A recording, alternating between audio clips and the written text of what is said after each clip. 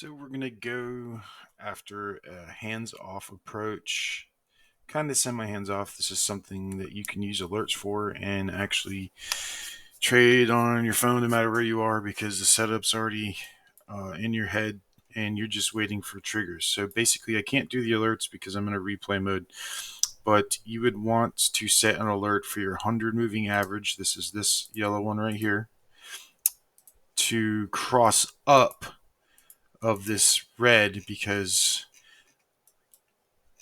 I'm looking for longs since this is, swapped up and we're going long. So we want the 100 to cross above the 200. And this is our, uh, our trigger to let us know that a trade is coming, not the trade. So basically, market's moving along and we're not even paying attention because we have our alert set. So the 100 is getting close to the 200. Here we are under now. A lot of people would make the rookie mistake of shorting this, but look at your trend. We are definitely in a uptrend. We do not want to be looking for shorts in an uptrend. We're going up. So trading retracements is not what we're looking for. We're looking for a huge trade. So our 100 is starting to go back up into the 200, and our Hall MA, this big one right here, is starting to turn green. Our alert wouldn't be triggered yet, so let's look at what would happen once our alert's triggered.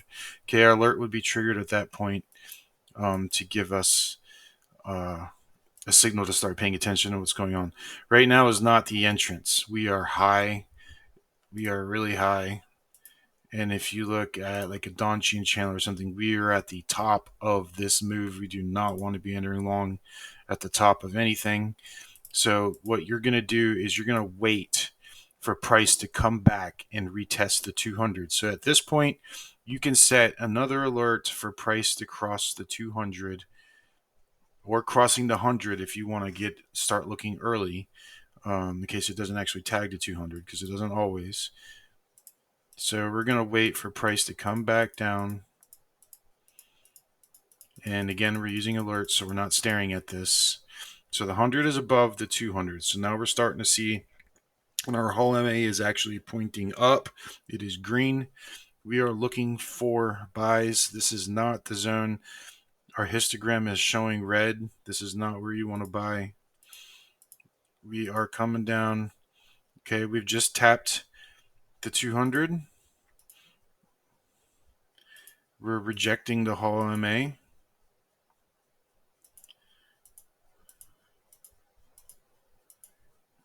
And we're rejecting the 100. There's our trigger right there. See, it came down and tapped this 200 right here. And now what we want to do is put our stop loss right underneath this guy right here. And then we want to let this trade go. We do not have a take profit at this point.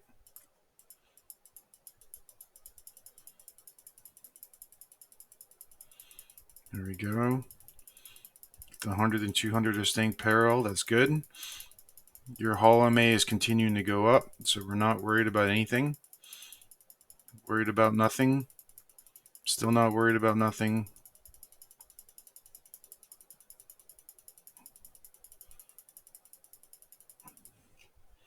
There we go.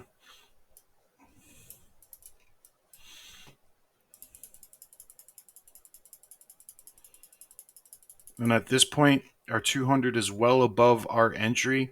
That would move my stop loss to break even. And then I would go to the 30-minute chart and I would set an alert for the 100 crossing the 200 off the 30-minute chart. And that's going to be my exit. So I'm going to hold this trade until that 100 crosses the 200. And we're just going to set an alert so our phones go ding. And once they do, we close the trade. All right. Still hasn't happened. Now this thing's skyrocketing.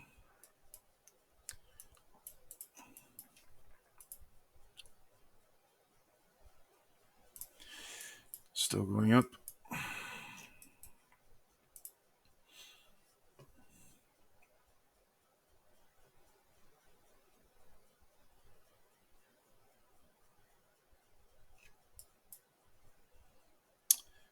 Still going up. Our 100 is not anywhere near that 200. This close, the trade does not get opened. Honestly, all these pullbacks and these rejections of everything, I would be adding into this, not even thinking about closing it. And we're going to just keep going.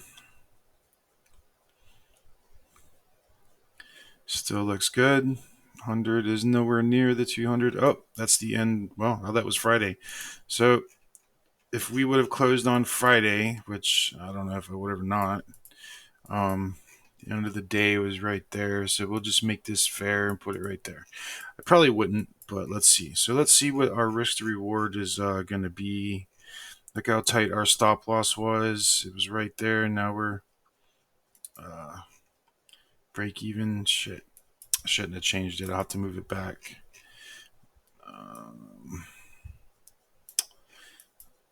Because I want to see what our risk to reward would have been. We entered right there. Our stop loss was. No, we entered right here. And our stop loss was right there. So if we just leave our stop loss down there, we will see what it is. So this would be 122.2 risk to reward. And if you had closed on the Friday, let me lock this, it's going to move around. You would have, let's see, there's right before 5, candle right there. So right about there. That would have been 120.98 pips of gold with a risk to reward of, what was it? God, you can't even see it. 122.2, just using that simple method of entry and exit. Well, it still hasn't even exited yet. Like that 100 is nowhere near the 200. It's in parallel. It's going up, but price did break below the haul. But you know, it always the market structure. But yeah, that's how you get these insane risk to reward trades. There you go.